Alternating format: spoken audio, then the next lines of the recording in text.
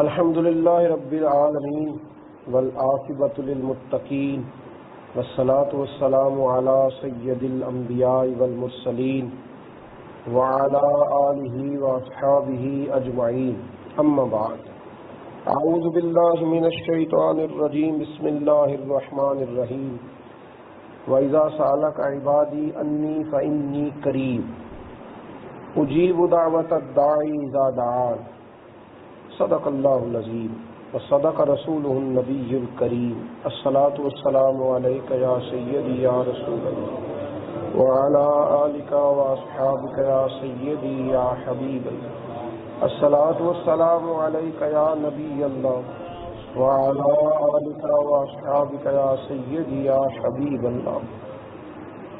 قرآن مجید فرقان حمید نے کہا کچھ صحابہ کرام علیہم رضوان نبی کریم علیہ السلام کی بارگاہ میں آئے، یا رسول اللہ صلی اللہ علیہ وسلم زمانہ بیت گیا، سجدے کرتے، تسبیحات پڑھتے، ذکر کرتے، عبادت کرتے، روزہ رکھتے، حضور ہمارا اپنے رب کو دیکھنے کو دل کرتا ہے، اس کو ملنے کو دل کرتا ہے۔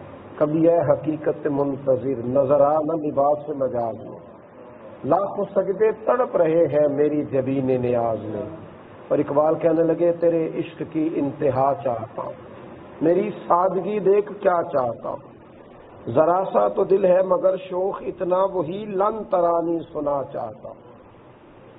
جب کہا نا کہ رب کریم کو ملنے کو، دیکھنے کو، بیٹھنے کو دل کرتا ہے، تو اللہ کریم نے فرمایا وَإِذَا سَأَلَكَ عِبَادِي أَنِّي فَإِنِّي قَرِيبٌ، اے محبوب جب میرے بندے آپ سے میرے بارے میں پوچھے تو ان سے فرما دیجئے کہ میں قریب ہی ہوں، میں ان کے قریب ہی ہوں۔ دلیل کیا ہے؟ اجیب دعوت الداعی اذا دعان، وہ جب بھی مجھ سے دعا کریں گے میں ان کی دعاؤں کو قبول فرماؤں گا، وہ جب بھی مجھے پکاریں گے میں ان کی پکار کو قبول کروں گا۔ یہ دلیل ہے۔ بندہ مومن جب بھی اللہ سے دعا، اور پھر حکم دیا، فرمایا فَلْيَسْتَجِيبُوا لِي، انہیں چاہیے کہ میرا حکم مانیں، وَلْيُؤْمِنُوا بِي، اور انہیں چاہیے کہ مجھ پر ایمان لائیں، لَعَلَّهُمْ يَرْشُدُونَ، تاکہ وہ ایک رستے پہ چل نکلے، تاکہ وہ ہدایت پا جائیں۔ تو یہ یاد رکھیے گا، یعنی دعا کریں اور دعا کرنے کے بعد پھر ایک رستہ ان کے لیے آئے گا۔ فَلْيَسْتَجِيبُوا لی، پھر اس طرح کریں کہ وہ میرا حکم مانے، یعنی ایک راہ پھر انہیں، جب دعا کا رشتہ اللہ سے بندہ بناتا ہے نا، پھر اللہ اس کے لیے رستے کھول دیتا ہے۔ جب دعاؤں کے رستے شروع ہو جاتے ہیں تو پھر رستے کھلنے شروع ہو جاتے ہیں۔ اس لیے میرے نبی کریم صلی اللہ تعالی علیہ وسلم نے فرمایا اپنے رب سے کثرت کے ساتھ دعا مانگا کرو، جو اللہ سے نہیں مانگتا اللہ اس سے ناراض ہو جاتا ہے، اور حضور فرماتے ہیں جو رب سے زیادہ مانگتا ہے اللہ اس سے زیادہ خوش ہوتا ہے۔ وہ اللہ سے کھل کے مانگو، صبح و شام مانگو، اور اپنی طلب سے بڑھ بڑھ کے مانگو۔ اور حضور صلی اللہ علیہ وسلم نے ایک مقام پہ فرمایا کہ دعا عبادت کا مغز ہے، اور ایک مقام پہ فرمایا دعا خود ایک عبادت ہے۔ اور حضور علیہ الصلوۃ والسلام ارشاد فرمانے لگے رب کی نظر میں سب سے معزز انسان وہ ہے جو اللہ سے دعائیں زیادہ مانگتا ہے۔ دعا بندے کا اللہ سے رشتہ ہے۔ آپ محسوس کرتے ہیں کہ جب انسان بڑی تکلیف میں ہوتا ہے تو اس کا دل کرتا ہے اسے کوئی اپنا قریبی ملے، رازدار ملے، اور انسان اس کے پاس جائے تو کھل کے نہ دکھڑا بیان کرے، آہوزاری کرے، اس کی بارگاہ میں عرض کرے، اس کو سارا کچھ بتائے، تو وہ محسوس کرتا ہے کہ کوئی ایک اور مل گیا جو اس کا رازدار بن گیا ہے، میرا دل ہلکا ہو گیا ہے۔ جب کسی بندے کے ساتھ انسان دکھ اپنا بیان کر لے تو دل ہلکا ہو جاتا ہے، تو اگر وہ اپنے رب کی بارگاہ میں عرض کرے، اگر وہ اللہ کے حضور عرض کرے، ترمذی شریف میں حدیث ہے، نبی کریم علیہ الصلوۃ والسلام فرماتے ہیں اگر لوگوں سے اپنی غربت بیان کرو گے تو اللہ تمہیں غنی نہیں کرے گا، لیکن اگر تم اپنے دکھ اپنے رب سے بیان کرو گے تو جلدی یا دیر سے اللہ تمہیں لوگوں سے بے نیاز کر دے گا، تمہیں غنی کر دے گا رب کریم۔ اپنے دکھڑے اپنے رب سے بیان کریں، اس کی بارگاہ میں دعائیں مانگیں، اس کے حضور التجائیں کریں، دعا کا رشتہ لگائیں اللہ کے ساتھ۔ ہاں کچھ آداب ہیں دعا کے، ان آداب کے سمیت دعا کریں۔ سب سے پہلی بات تو دعا گڑ گڑا کے کریں، عاجزی کے ساتھ کریں، شرمندگی کے ساتھ کریں۔ بھئی کسی آدمی سے کچھ پیسے ادھار بھی لینے ہو تو اس کو اپنے حق میں مائل بندہ کتنی درد سے کرتا ہے، کتنے شوق سے کرتا ہے، کتنی عاجزی بیان کرتا ہے۔ اور اگر رب کریم کو منانا ہو، پہلی تو بات یہ کہ عاجزی کے ساتھ دعا کریں، گڑ گڑائیں، اس کے حضور حاضر ہو۔ اور پھر یہ کہ دعا صرف زبان سے نہیں ہونی چاہیے۔ ہمارے ہاں دعا ہوتی ہے تو لفظ کچھ ادا ہو رہے ہوتے ہیں تو دل کہیں اور گردش کر رہا ہوتا ہے۔ حضرت موسیٰ کلیم اللہ علیہ السلام نے اللہ کی بارگاہ میں عرض کی کہ مولا میری قوم کہتی ہے کہ تو ان کی دعائیں قبول نہیں فرماتا، تو رب کریم نے فرمایا موسیٰ ان کے لفظ میرے ساتھ ہوتے ہیں، دل میرے ساتھ نہیں ہوتے۔ اللہ کی بارگاہ میں انسان دعا مانگے اور پھر اس کی توجہ کسی اور جانب ہو، لیکن نا یہاں ہمارے پاس مساجد میں کسی ادارے میں صبح اگر کوئی بچہ سبق پڑھنے آتا ہے وہ کسی بھی استاد کے سامنے، تو پڑھتے ہوئے اگر دائیں بائیں دیکھتا ہے تو استاد برا محسوس کرتا ہے کہ بھئی یہاں تو سبق پڑھ رہا ہے، یہاں تو عبارت دیکھ رہا ہے، یہاں تو سنا رہا ہے، توجہ تیری کہاں ہے؟ یہ چیز گراں گزرتی ہے تو آپ رب کی بارگاہ میں دعا مانگ رہے ہیں، اللہ کے حضور دعا مانگ رہے ہیں اور توجہ نہیں ہے آپ کی، دل حاضر ہو، طبیعت حاضر ہو، موجود ہو، اور پھر انسان دعا مانگے، اور پھر یہ بھی یہ دعا کے آداب میں شامل ہے کہ اس کا رزق حلال ہو۔ حضور صلی اللہ علیہ وسلم نے ایک شخص کو بڑی آہوزاری سے دعا کرتے ہوئے دیکھا تو فرمایا اس کی دعا اس لیے قبول نہیں ہوگی کہ جو اس نے کھایا ہے وہ بھی حرام ہے، جو پہنا ہے وہ بھی حرام ہے۔ لقمہ حرام والا آدمی جب دعا مانگتا ہے تو قبول نہیں ہوتی۔ اور پھر میرے نبی کریم علیہ الصلوۃ والسلام نے طریقہ بتلایا، فرمایا پہلے اللہ کی حمد کرو پھر اس کے رسول پر درود پڑھو۔ اب تم جو دعا کرو گے اللہ اپنے فضل سے قبول فرمائے گا، اللہ اپنی رحمت سے قبول فرمائے گا۔ آپ کے پاس جو نیک اعمال ہوں ان کا وسیلہ دے کے دعا کریں۔ بڑی معروف حدیث ہے کہ 3 لوگ ایک غار میں الجھ گئے تھے، تو ایک نیکی جو ان کی چھپی ہوئی تھی ان نیکیوں کا وسیلہ دے کے دعائیں کی تو اللہ نے ان کی دعاؤں کو قبول فرما لیا۔ اور پھر رب کی بارگاہ میں نبی پاک کا وسیلہ دے کے دعا کریں۔ اللہ کی بارگاہ میں ولیوں کا وسیلہ بھی قبول ہے، اعمال کا وسیلہ بھی قبول ہے، اور جو وسیلہ سب سے زیادہ قبول ہے وہ میرے محبوب کا وسیلہ ہے۔ خود نبی کریم علیہ الصلوۃ والسلام نے حضرت فاطمہ بنت اسد رضی اللہ تعالیٰ عنہ جو مولا علی شیر خدا کی والدہ تھی، جب ان کو قبر میں دفن کیا تو دعا کی، اے اللہ میرے اور پچھلے انبیاء کے وسیلے سے ان کی قبر پہ رحمت فرما۔ حضرت عثمان بن حنیف کو جب نبی پاک نے دعا سکھائی، ترمذی میں موجود ہے، تو فرمایا میرے وسیلے سے دعا کرنا اللہ قبول فرمائے گا۔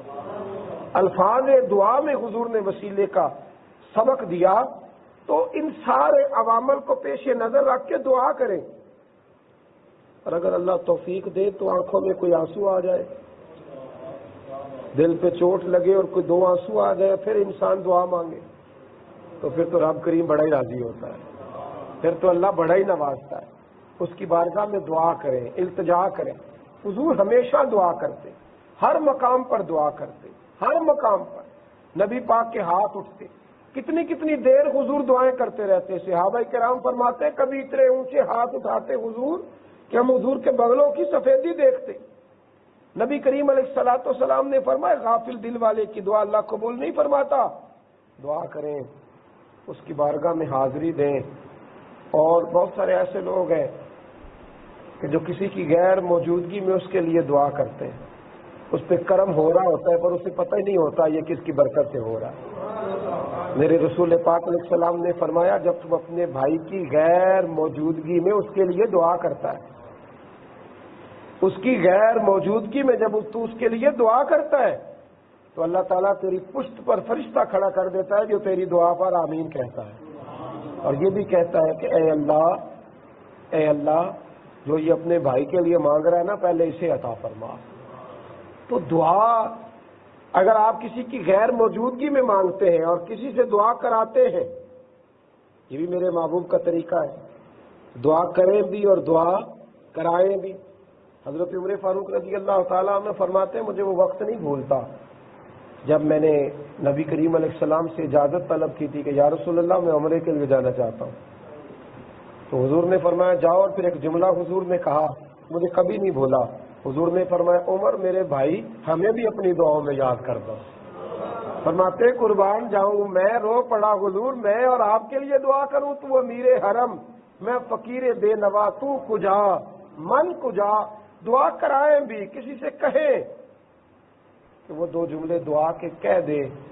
میرے نبی کریم نے حضرت عمر فاروق سے، مولا علی سے کہا تھا جب اویس کرنی سے ملنا نہ تو اسے کہنا میری امت کے لیے دعا کرے، اسے کہنا میری امت کے لیے دعا کرے۔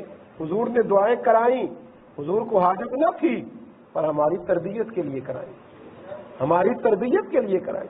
حضرت ابوبکر صدیق رضی اللہ تعالیٰ عنہ نے سیدہ عائشہ صدیقہ رضی اللہ تعالیٰ عنہ سے فرمائش کی، فرمایا عائشہ جس دن دیکھو نا حضور غم امت میں پریشان زیادہ نہیں ہے اور محبوب مسکرا رہے ہیں تو عائشہ میری اور اپنی بخشش کی دعا کرا لینا، میری اور اپنی بخشش کی دعا کرا لینا۔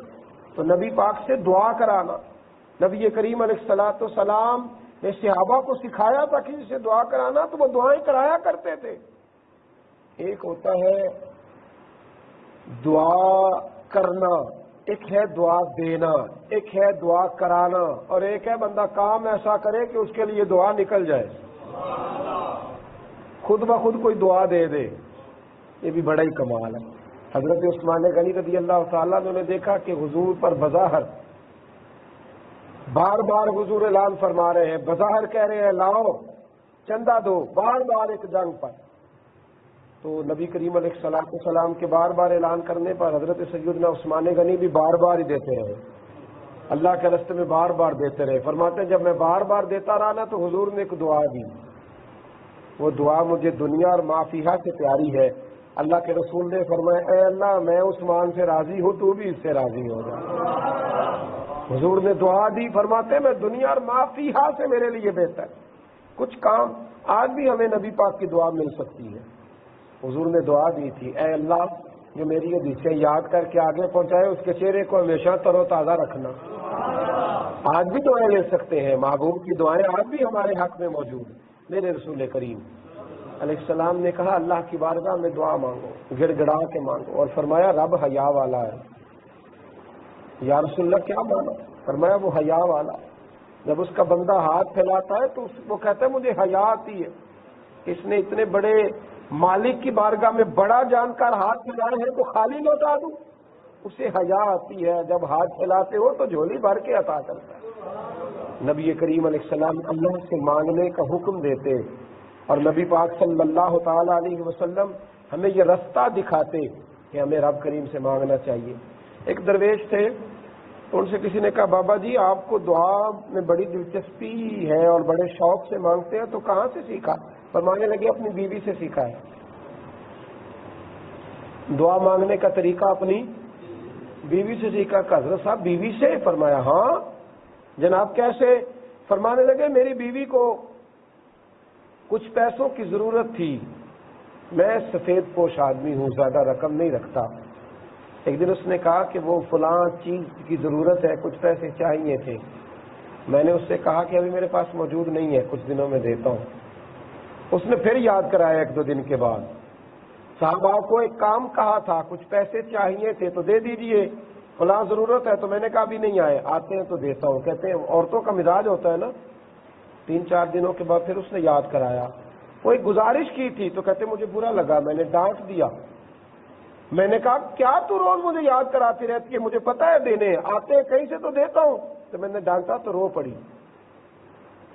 اس نے ایک جملہ کہا تو مجھے رب سے مانگنے کا طریقہ آ گیا، رو کے کہنے لگی آپ ہی میرے شوہر ہیں، آپ سے نہ کہوں تو پھر کس سے جا کے کہوں، آپ ہی میرے خاوند ہیں، سرتاج ہیں، پھر میں اور کس سے کہوں؟ کہتے میں رو پڑا۔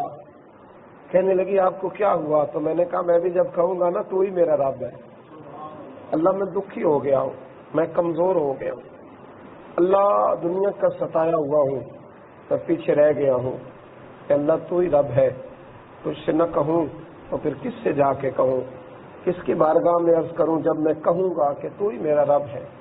دعا کریں، دعا کرائیں، دعائیں لیں، اور وہ جو ہمارے اپنے دنیا سے رخصت ہو گئے ان کے ساتھ جو ہمارا رشتہ باقی ہے وہ دعاؤں کا رشتہ ہے۔ میرے نبی پاک علیہ السلام نے فرمایا قبر میں رہنے والا مردہ اس طرح ہوتا ہے جس طرح دریا میں ڈوبنے والا کوئی شخص، اور جس طرح دریا میں ڈوبنے والا کشتی اور سہارے کا انتظار کرتا ہے، قبر میں لیٹا ہوا دعاؤں کا انتظار کرتا ہے۔ وہ وہاں لیٹا انتظار کرتا ہے کہ میرا بھائی میرے لیے دعا کرے، وہ انتظار کرتا ہے کہ میرا بیٹا میرے لیے دعا کرے، وہ انتظار کرتا ہے کہ میری بیٹی میرے لیے دعا کرے۔ دعا وہ قیمتی تحفہ ہے جس کو قبروں میں جانے والے بھی انتظار کر رہے ہیں۔ کوئی دعا کرے، کوئی دوست دعا کر دے، کوئی دعا کر دے، قبروں میں لیٹے انتظار کر رہے ہیں۔ اگر کسی کے بچے لیٹے ہیں تو وہ ماں باپ کی دعاؤں کے منتظر ہیں، دوست لیٹے ہیں تو دوستوں کی دعاؤں کے منتظر ہیں۔ اور میرے نبی کریم علیہ السلام نے فرمایا جب تم دعا کرتے ہو تو جس طرح دریا میں ڈوبنے والے کے ہاتھ سہارا ہے تو اسے خوشی ہوتی ہے، قبر والے کے پاس دعا پہنچتی ہے تو اسے خوشی ہوتی ہے، ان کے لیے دعائیں کریں۔ میرے نبی پاک علیہ السلام نے فرمایا میری امت قبروں میں گنہگار جائے گی، نکلے گی تو نیکوکار نکلے گی۔ یا رسول اللہ صلی اللہ علیہ وسلم اب کیسے نیک ہو گئی؟ فرمایا پچھلوں نے دعائیں ہی اتنی کی تھی کہ اللہ نے سارے گناہ معاف فرما دیے۔ دعا کریں، امت کے لیے دعا کریں، رمضان کی آخری ساعتوں میں امت کے لیے دعا کریں، نبی پاک کی امت کے لیے دعا کریں، پیارے وطن پاکستان کے لیے دعا کریں، اس کی سرحدوں کے لیے دعا کریں، اس میں رہنے والے غریبوں کے لیے دعا کریں، مجبوروں کے لیے دعا کریں، جن کی مائیں اپنے بچوں کے آنسو دیکھ کر سو جاتی ہیں ان کے لیے دعا کریں، انہیں چھوٹی بڑی عید پر کپڑے بھی میسر نہیں آتے، ان مجبوروں کے لیے دعا کریں، جن کو کرائے کا مکان بھی میسر نہیں، جھونپڑی میں وقت گزارتے ہیں، ان کے لیے بھی دعا کریں، اور جن کو ہاسپٹل اور ہسپتالوں میں پڑے سالوں بیت گئے ان کے لیے بھی دعا کریں۔ میرے محبوب کی ساری امت کے لیے دعا کریں کہ اللہ کریم ان پر رحمتیں فرمائے، اللہ ان پر فضل فرمائے، اللہ ان کے لیے خیر والا معاملہ فرمائے۔ آپ دعا کریں، آپ جس چیز کے لیے دعا کرتے جائیں گے وہ ساری چیزیں اللہ آپ کو عطا کرتا جائے گا۔ میرے نبی نے اس امت کے لیے بڑی دعائیں کی، کئی راتیں لگا کے دعائیں کی، حضور نے غار حرا میں بھی دعائیں کی، غار سجدہ میں بھی دعائیں ہی کی، غار ثور میں بھی رسول پاک نے دعائیں فرمائی، اور جب طائف والے پتھر مار رہے تھے تو پھر بھی حضور دعائیں فرما رہے تھے، اور جب احد میں دانت مبارک شہید کیے جا رہے تھے تو حضور دعائیں کر رہے تھے۔ دعائیں حضرت قسم بن عباس فرماتے ہیں جب حضور کا وصال ظاہری ہوا تو لب ہل رہے تھے، اور میں نے کان قریب کیا تو حضور امت کے لیے دعا ہی فرما رہے تھے۔ یہ کیا کرم والا معاملہ ہے دعا کہ محبوب نے دعا سے رشتہ بنا کے رکھا۔ دعا کرے اللہ ساری امت پہ رحمت فرمائے۔ آخر دعوانا الحمدللہ۔